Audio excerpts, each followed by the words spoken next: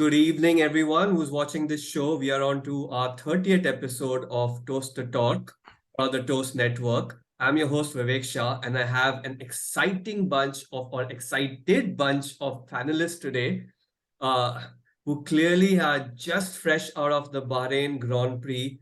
We had a lot of action on the pitch or on the track, so as to say, and everyone's gearing to say what happened. But before we get into the details, let's do a quick overview of what the final results are. And for that, I'll start off with our introductions and have Vignesh. Hey, Vignesh, how are you doing? And can you let us know who are the top three? Hi Vivek, I'm doing great, and the top three, as expected, are Red Bull, Aston Martin with Verstappen, Perez, and Alonso. The expected for the third place is a topic we'll get into in some time. But our next finalist is Prashanth. Prashanth, what about fourth and fifth? Good evening, Vivek. Good evening, everyone. It's late night in India, but still, I can see the passion and excitement with everyone. The top three, as expected, I would like to contest that, but we'll come to that in a second. The fourth and fifth, definitely Sainz, a bit disappointing. He was in the podium state, but he missed it out. And then Hamilton, he drove a pretty good race. So Sainz and Hamilton get up to the top five. Go ahead. Next up on our panel, we have Sathyanarayan. Satya, welcome aboard. And who was sixth and seventh today? Everyone, hey Vivek. So sixth and seventh, Stroll from Austin Martin, which is a surprise because given that he missed the entire testing, which proves that the Austin Martins are pretty good, and Russell from the Mercedes, which I believe is an unfortunate because I thought he could have come up even further up. We'll discuss a bit more about that in a bit. Next on our panel, we have Diksharth. Welcome Hey, aboard. And I'm going to ask you who's coming eighth and ninth. so hi everyone, Diksharth this side, Ferrari fan though, and eighth is Bottas, which is a somehow good result as a Ferrari manufacturer, and ninth surprisingly is Gasly, which he was because he was on 20th. No one was expecting Alpine to do such well, so yeah, we would be talking more about it maybe. Yep. Last but not the least on the panel and the point scoring spot, Naren, welcome aboard. Hey Vivek, thanks for having me. And yeah, the last on the grid with the +1 is Albon, which is a brilliant drive from Albon, which probably we'll discuss later. But yeah, P10 is Albon.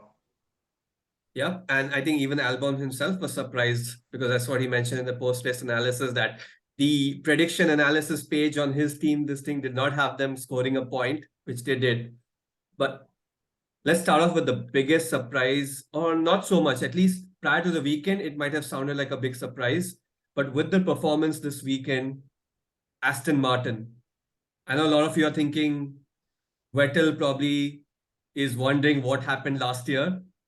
But let's not talk about the past, but focus on today. Who wants to go in terms of, what were your expectations with Aston Martin today and how Alonso performed? I think Prashant, you If want I to take may, it? No, I would probably let Vignesh take it up because he made the statement as expected. So I'd like to know. No, so from a perspective of what I see is that okay, Vettel was brought into Aston Martin to build the team, and when the question of okay, he being okay, thoughtful that okay, did he retire early? No, because his problem statement was build a team that is able to get us podium. He did that. The next person is probably Alonso, who is there to make the team come further. So that was one thing expected. Second is last year we had seen Aston Martin a bit dip down, considering that okay, the Mercedes as a whole, the package and Mercedes in the cars had a dip down. So in that result, but the experience of Alonso and the overall input which these people have put And plus, yeah, the lot of technical changes has taken place. Like a number of stars have been poached by Aston Martin. They have a very great support team now. This was in a view of expected that okay, they will be performing not so soon, but yeah, the expectation was yeah by the end of the year or by next year they were supposed to be in the podium. Yep. I know Satya, you had some points there too. Yes, so the result was not expected. So everyone was rooting for Alonso, which is why not just us. If you looked at the race event, even the commentators were so ecstatic just because of the fact that Alonso came in third. In fact, they mentioned that it felt as if Alonso had won the race, which to a lot of us was the same scenario. And if any of you have seen the memes of the person on the third celebrating, that is synonymous with what happened today. Now, compared to I mean, they have a Mercedes package, but seems like they are actually kicking Mercedes out because of the fact that along the race, the fight between Alonso and Hamilton, chef's kiss. That was like brilliant Hamilton Alonso with neck and neck. There was and the brilliant moves that Alonso pulled in. So I believe it is not just the car, but Alonso himself that made it possible for him to be in third. Because granted, Stroll did a great job, but if it was just Stroll or someone else, I believe they would have ended up where exactly Stroll did. So in them coming in P3 was pure Alonso and not just the entire car. But even like I would like to add a point here. We can even state that Aston Martin has done a great job this year.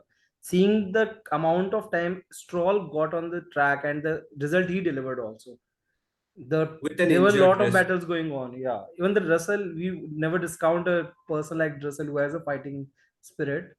So yeah, obviously with the injured spirit and his injured wrist, and even we were seeing he was not able to like steer it properly even during the practice sessions. So yeah. 57 laps on Diksharth that and engine. Prashanth, I have a question for you on Ferrari's performance today.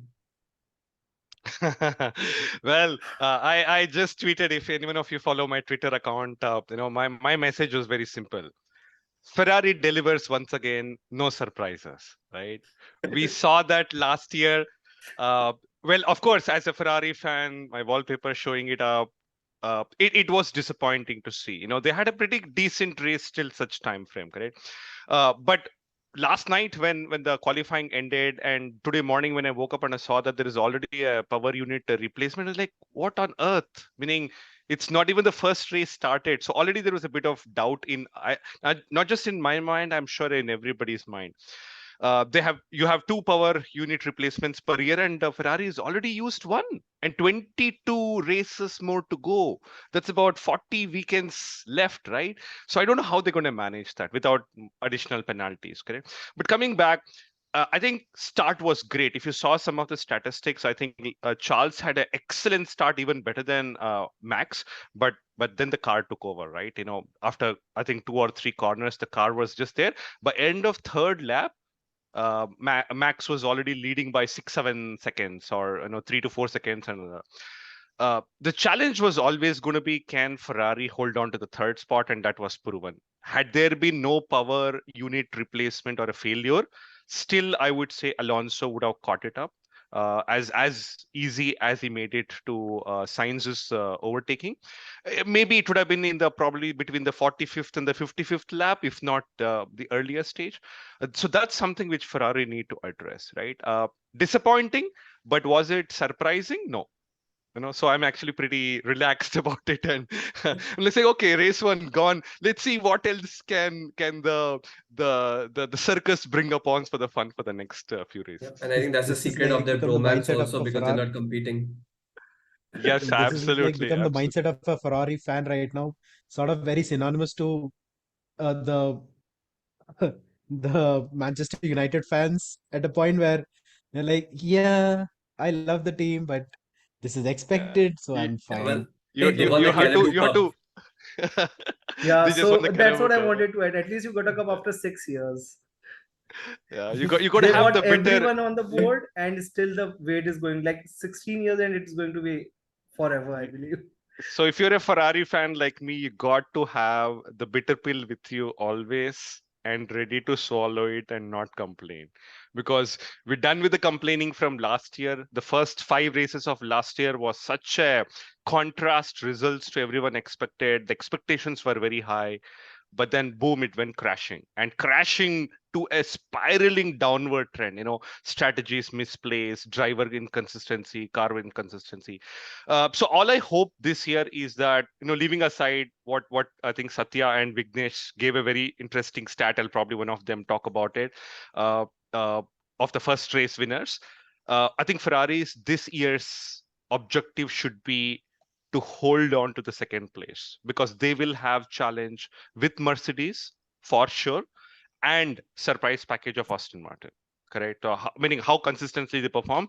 So the holding on to the second place is going to be the biggest crucial definition for them. Challenging to the title race, I feel it's going to be a long way away. Yep. So Speaking of the adding on to dominance, just that, yeah, Diksharth, go just ahead. I believe since this testing to today, there was only one day when Ferrari gave us the joy, that was the qualifying. And even then they started giving us the doubt when it ended and Charles was put out. But they showed that they are going to have that master strategy of saving one set of tire. But actually, since the morning, they were giving us bad news and they ended it with the. I believe they should hire Sainz as the strategy engineer, because he told them, I'm not going to push. Yeah. No, I mean, they do. I think today the Ferrari strategist was his first day at the job, and the car gave up instead of him, so he's safe for one more race. But I wanted to pull in Naren, and the entire group's been talking about the first race jinx. The season opener winner has not gone on to win the championship. Happened last year. You know, Leclerc won. That was when Ferrari gave us a lot of hope, but we know who the winner was at the end of the year. The year before that was Hamilton. We know who became the winner at the end of the year. So, what is this jinx, and what did you think about today's race pace? Yeah, in the group we were all speaking about how at least if there will be a point when during the end of the race Max will break and let Charles Leclerc do for him to win. But given the fact that Max has been very strong in the pre-season testing, in the qualifying, and in the race, will probably prove the jinx wrong, and he will probably emerge a championship for which we'll have to wait 22 more races. But this year, it seems that Max is, at least in the last year, the last 2 years, he was not as confident as he is during these testing and in the race. So it is like a cat on the wall. It might go the other way, any other way, like how it should be. But yeah, just hoping that the jinx is broken by Max this year. I kind of, unfortunately, I have to agree with Naren on this part, because the Red Bull seem to be so dominant. I mean, granted, we used to talk about the turbo hybrid era of the Mercedes, but then the Mercs were never this dominant. The last season, that if we see, I think 15 races, right, is what Max won. Out of a possible 22, he won 15 races, right? And that is statistically, that is a mind-blowing number, because that is the longest or the largest number of races that has been won by any racer. So, and the ones that Max didn't win, Checo tried and won the other ones. So Red Bull has been quite dominant, and they got it right. That is the basic fact. With the new regulations, they got it bang on right. And this year, they just seems to have pulled it up even further. The first race, it is a Red Bull 1-2, which is the first for them after a very long time as well. So, as much as I would love for the jinx to happen, I think that Max might break it. And if the jinx does happen, then I wish Alonso will win. Let's move to another constructor, right? Before the race, Toto didn't seem at all impressed with the car they had, and he was like, I'm not expecting much from today. We will go race, but I'm not expecting much. Vignesh, what do you think? What would Mercedes report card be for today? Yeah, so Mercedes already had said that okay, they are going to bring an upgrade package around 2 or 3 races into the season. And considering that, and of course, Toto didn't expect to be such low, but understanding that, okay, Toto understood that, okay, the qualifying performance was so low. I believe that, okay, the report card would be like satisfactory. But Yeah. overall, they will be pushing for the development, and I believe, as Toto said in the testing also, once after fourth race, the actual package comes and arrives, they will be fighting for the championship. Right. I agree. I agree. Actually, a 5 and a 7 or a 5, I think it was 5 and a 7 for Mercedes. Yes. I would say it was not bad. Last year, if you realized Bahrain, they finished third because of the Red Bull disasters. Both the car had a power unit failures and both of them were DNF. So that could have been probably a fluke for Mercedes to finish up in podium. But 5 and a 7, I would say, considering start to the last year, is a much better one. And if you all realize, we all realize that till the race 15 or 16, Russell was so consistent that he finished 5 and above. Correct. He got a few podiums. He was never in a DNF state except in the last one or two situations, right? So they have a consistent car. They have a consistent performance. But I think, as Vignesh said, if by the early summer break, if Mercedes gets their car in place, just like last year, second half is going to be exciting, because in the first half last year, what happened? Ferrari took a substantial lead, then tanked down. Red Bull took over, but in the latter half, it was actually Ferrari, Mercedes fighting for the second spot. It went on to the last race, correct? It went on to the last race, and had they finished, with a couple of positions, not more, Mercedes would have got the second constructor spot, correct? So Mercedes is not too far away, and if Twinkle were here, she would have been very excited to hear this from me as a Ferrari fan. Vignesh is bang on. It's going to be an exciting space with Red Bull leading the pack. We will have to see how Ferrari, Mercedes, and consistency of Aston Martin comes into picture, and a few other constructors who are going to play a role in that. Right now, how does the second, third, fourth slot fits into picture is going to be very, very exciting. That's like your F1 1.5 always, right? That's the beauty of Formula One. Now, I wanted to go into, so we said Vettel must be wondering what's up with Aston Martin. There's also Daniel Ricciardo wondering what's up with McLaren. Diksharth, what's your take on, McLaren's performance this weekend? You're on mute at the moment. So yes, McLaren was a surprise package altogether since testing again. No one was expecting them to behave like Williams, maybe. Like they became so fragile. Like what has happened to them is the question. Either they have shifted a lot of resources to Formula E, don't know. Especially when they were talking that they were saving a huge amount of money by this entire Piastri fiasco. So they would have diverted a bit of funds, and plus they have a Mercedes engine, if I'm correct. So as a Yes. as the engine constructors, they would have, like, other Mercedes went pretty great, like Alpine, even Williams did great today. But seeing Mercedes, they must have been a serious fault, I believe. Oh, Drivers, yeah, yeah. The sorry. point is I that I mean, we believe didn't that, have okay, much expectation. Oh, sorry. yeah, Ross Brown had Sorry, actually said, Diksha. right, before even the testing started, when the car was released, Ross Brown said that, okay, our package is not that good. And that was one Zach thing which Brown. I liked. Zach Brown, sorry. And he was like to the point that, okay, our package is pathetic. He accepted it. The But fun fact which it was Norris pitted 5 times in a race. That's the six, most I believe by I any mean, driver.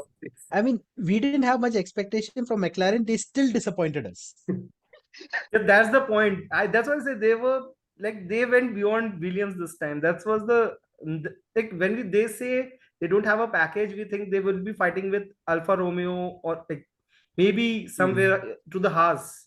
But going a retirement, and the other one was like, I guess, 17th or 18th. 17. It's not, yeah, it's not what we 17 because expect. of 3 retirements. What I Yeah. don't understand is, given that Norris was having such a disastrous run because he was losing gas and they had to refill the gas every time, which is why he kept pitting. Why didn't they just retire the car? I like I don't because Maybe they just want more metrics Yes. out of that. possible because Piastri had a disastrous first race. The car just gave up. I mean, he had to get a there was an electrical issue is what Zach Brown said. There was an electrical issue. They changed the steering. Nothing happened. Norris kept losing gas, kept coming refill. I understand one or two times. I mean, they are trying to get metrics, but then by the time the race is coming to an end, he is dead last and 2 laps down. I mean, Yes. he's just 2 laps down from the entire grid. I don't understand because they could have saved a lot on the engine. They could have saved a lot on the gearboxes, the electricals. If they had just retired him after like three gases, it's still not there. Retire the car. You can use it for the No, next this was the race. closest he was racing with the front runners, even though he was lapped out. But getting into happy surprises, Gasly, Ocon, uh, Albon. Ocon actually was, I would say, unhappy surprises with all the penalties that he got. They just piled on like, here's more, one more, one more, one more. But, Albon and Gasly. Naren, what did you think about the surprise drivers today who weren't at the top? Actually, my surprise today was not actually Albon or Ocon. It was Logan Sargent. For a first race, he was. We just spoke about McLaren and what they were doing. If you see, Sargent finished in P12, which for a rookie for a first time in Formula One is a brilliant job to be done. So for me, the happiest surprise was Logan Sargent winning P12, even though he was not in points. He at least was closer to his teammate Albon P10. So usually when there is a rookie on the team, the experienced driver will be somewhere around P6, while the new driver will be 10 places or even at the last. So seeing Sargent competing with his rival for competing with his teammate for P12 is something that really surprised me. I hope that this streak continues and he gets into points in the future races.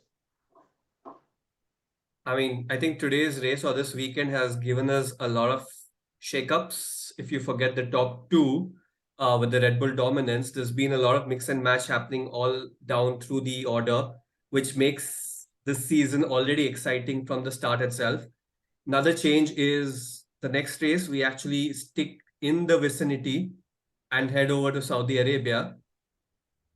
So before we wrap up today's session, I want each one of you to sort of give me your prediction for the winners of the next race that we have. We'll start off with you, Satya. I want to say Lewis Hamilton, but at the moment, the Mercedes is not giving me the confidence to say that. So I'll be going off with. I mean, I in fact want to go off with Alonso, Leclerc, and Max. This is your I heart saying. What does hope. your brain say? No, this is what my brain is saying. My heart is saying Lewis Hamilton, which is the problem. So because Alonso is in a great form from what we just saw. He's in a brilliant form, and the car seems to be exactly what he wants it to be. Bahrain is a fast circuit, and so is Jeddah. Jeddah is a super fast circuit. I mean, there are curves, there are corners, but it is a straight knife. It's going straight, take a turn, come back with a few corners here and there. So I'm hoping that the Aston Martins are going to be really fast. So, and I wish that Leclerc gets some luck after the disaster he had. So, Alonso, Leclerc, and Max. I mean, Saudi is so fast that the F1 drivers had concerns with the pace it was generating. So we know Yes, that. they had Aston's concerns. have a slight issue with straight line speed at the moment that they're figuring out. So it'll make it a lot more interesting at Jeddah. But Diksharth, how about you? What are your predictions? Mine is Max, Alonso, and I'm believing Russell might pull like some magic. Not believing Ferrari would be able to like come up with something. Though my heart is saying let's go for Leclerc, he might end up at third. But no, I would have pitted for Alfa Romeo if they had this pace, because that strategists were bang on today. They stole a point from Alpines, Mhm. like that fast point. So yeah, their strategies were bang on, but yeah, we all know they are not going to make the top three. So yeah, Max, Alonso, and Russell. Makes sense. How about you, Naren? Given the fact that Jeddah is a street circuit and Perez has been a street king in the last year, so I would say it would be Perez, Max, and I will be giving the third place to Hamilton because we had seen it as previously, but let's see how it goes this year. Interesting. Vignesh? Yeah, so I would go with history because Jeddah never had. So it has only hosted two races and both the races had different winners. So keeping in view of that, and both came from different teams, I would like to go with Leclerc or Sainz as the winner. So I can bring Ferrari into the picture. The second place might go to a Red Bull. So any Red Bull for that matter. The third place, I am tending to give it to Hamilton considering I love Mercedes, but I would love to give it to Alonso once again, considering his strategic masterclass, defense, and his racing skills. How about you, Prashanth? Prashanth, you're on mute. Sorry. Yeah. So I would say Red Bull somebody, right? Now I think Naren's point was very valid. Checo is a street champion. He loves to ride in street circuits. It's a very fast circuit.